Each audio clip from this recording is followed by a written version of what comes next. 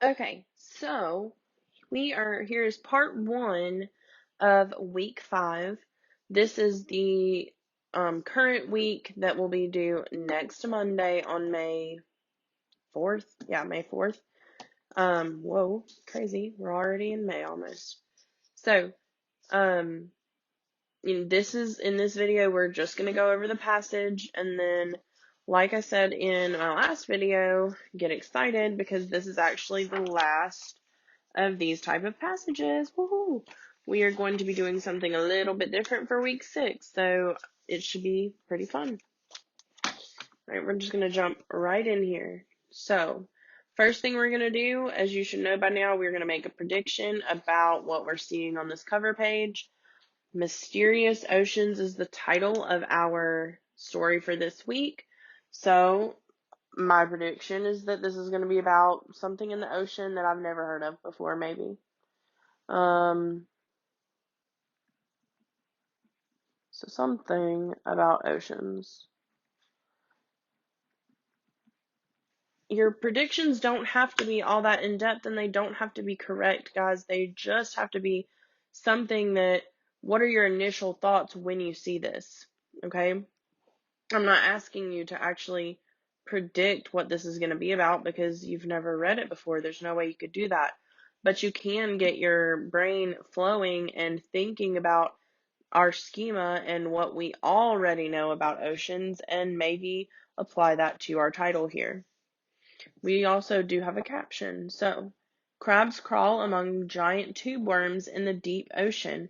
New ocean species are being discovered all the time. So we can't really see this here because our picture turned out kind of dark. But I'm assuming these right here are the sea worms, maybe? Is that what they're called? Tube worms, tube worms. So let's go ahead and get started reading. Deep diving. So we have our first heading right there. Text features. So I'm going to assume that this section is probably going to be about diving in the deeper parts of the ocean, right? Headings are supposed to organize our text and tell us what we're reading about. It has no mouth, eyes, or stomach. Its soft body is encased in a white cylinder and topped with a red plume. It can grow to be 8 foot tall.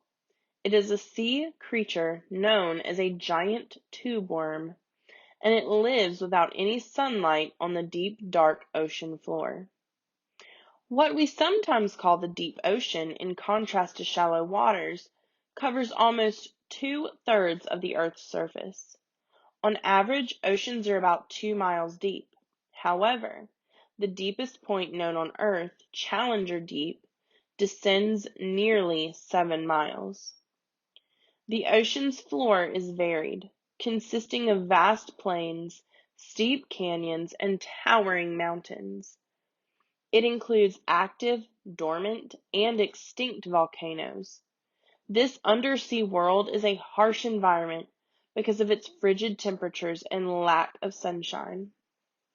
The deep ocean is also a mysterious environment that remains largely unexplored. Little is known about it or its creatures. Do any of them cache? I'm gonna have to look that up and get back to you. Food the way land animals do? Maybe it's supposed to be catch, but that's definitely an E. I don't know. Do any ocean species hibernate? As one example among countless mysteries, not a single live giant squid has ever been spotted until a few years ago. We knew they existed only because their corpses had been found. Now I'm going to take a look down here at my map. So we've got a key. It's a little bit hard for you to read on my video, but we're going to zoom in a little bit. All right. Mariana Trench, which is 1,554 miles long and 44 miles wide. Challenger Deep. So here's the trench. It's off the coast of the Philippines, it looks like, and I'm not sure where this is down here. That might still be the Philippines. And in the Pacific Ocean, I know that from right there. And then here in this circle is the deepest part of what we know. There could be deeper places in the ocean that we have not even yet discovered. So the Challenger Deep is located in an undersea canyon called the Mariana Trench. So let's take a look at our sidebar here. What is a question you can ask and answer about the ocean? Write the question and underline the answer. I know. How much of the Earth's surface does the ocean cover? And I can find that right there in paragraph 2.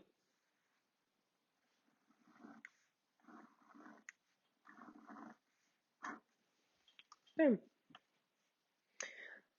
Circle the text that tells why the deep ocean is a harsh environment. Well, we learned that in paragraph 3. Circle paragraph 3. And look at the map in what ocean is the Mariana Trench located, which I already kind of told you, Pacific Ocean, right there.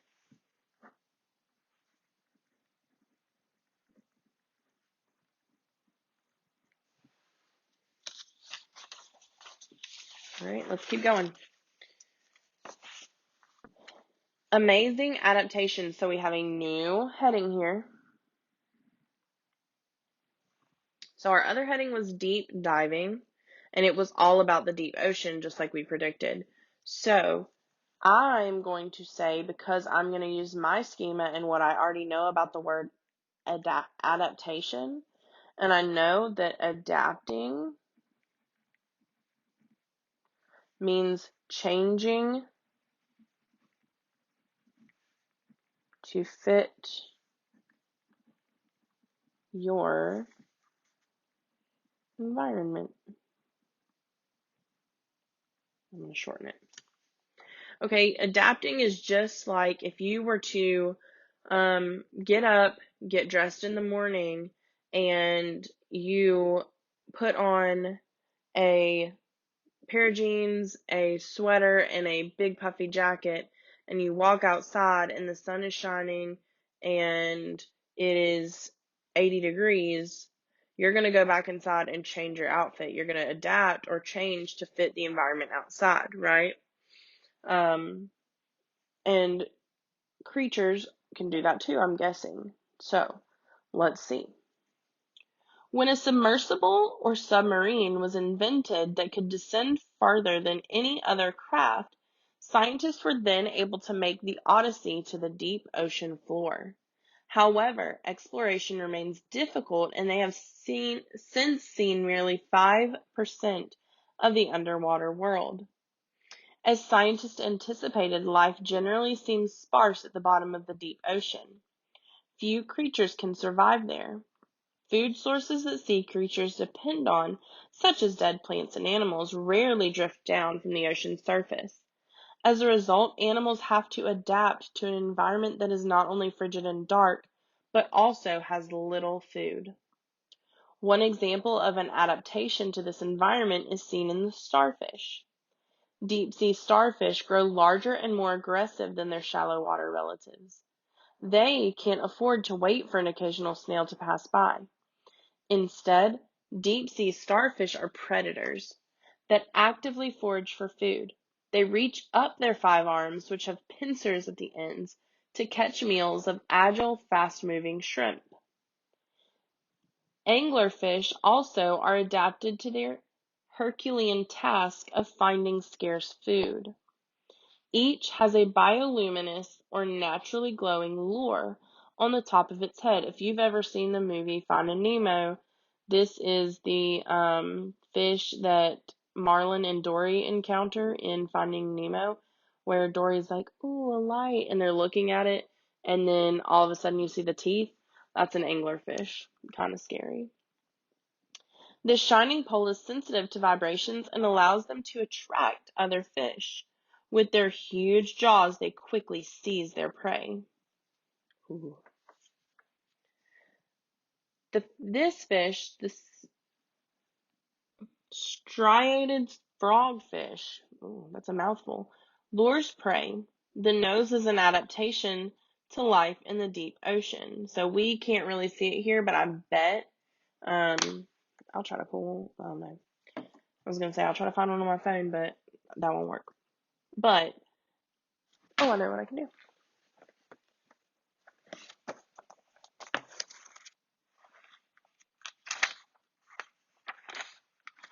I have the color copy. So here you can see that it has a little thing on his nose that helps him adapt to life in the deep.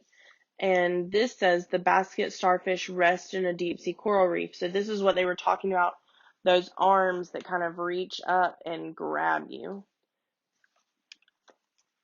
I'm going to use my not color copy though for writing because I can't write in this book.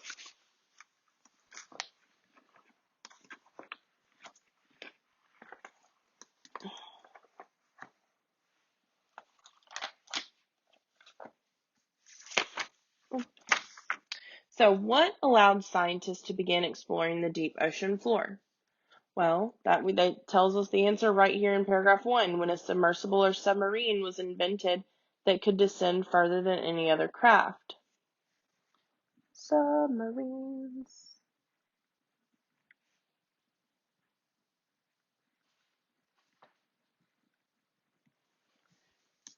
Draw a box around the effect of this exploration.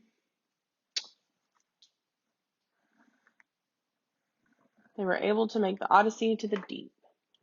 How do context clues help you determine the meaning of bioluminescence? Let's find this in our passage. Bioluminescence. It's a little bit hard to read over here. It is in paragraph 4. It says each has a bioluminescent or naturally glowing lure on the top of its head.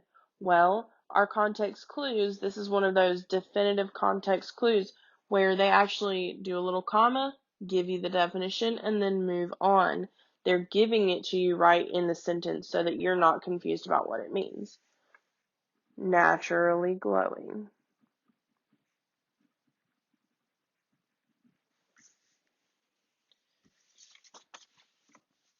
All right, next section, we've got our third heading, heated habitats. So we've been talking about the deep. We've been talking about how cold and dark it is down there, but now we have heated habitats. So maybe we're either going to talk about how they get heat or maybe how creatures in the deep make heat. I'm not sure. What has truly surprised scientists, however, is the discovery of another very different type of environment on the deep ocean floor.